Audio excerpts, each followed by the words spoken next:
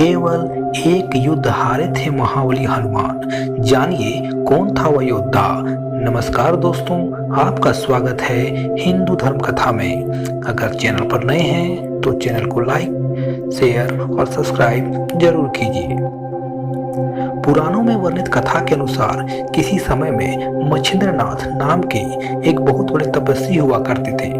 एक बार जब वो रामेश्वरम में आए तो भगवान राम के द्वारा बनाए गए राम सेतु देखकर भाव विभोर हो गए, जिसके बाद प्रभु राम की भक्ति में लीन होकर समुद्र में स्नान करने लगे।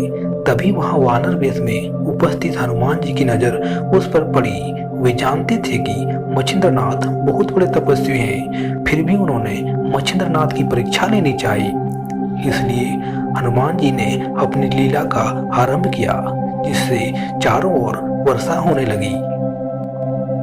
ऐसे में वानर रूपी हनुमान बारिश से बचने के लिए एक पहाड़ पर बार कर गुफा बनाने का प्रयास करने लगा, जिसके पीछे का उद्देश्य था कि मच्छिंद्रनाथ का ध्यान टूटे और उनकी नजर उन पर पड़े।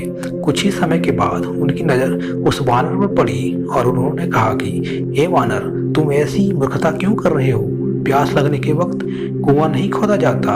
इससे पहले ही तुम्हें यह प्रयास करना चाहिए था और सुरक्षित स्थान ढूंढना चाहिए था।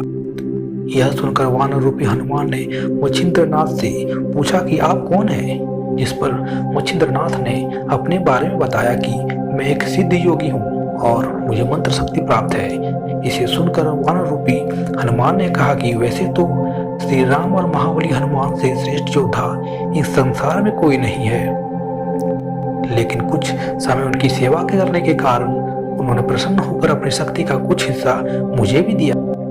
यदि आपके पास इतनी शक्ति है और आप पहुंचे हुए सिद्ध योगी हैं, तो मुझे युद्ध में हरा कर दिखाएं, तभी मैं आपके तपोबल को सार्थक मानूंगा।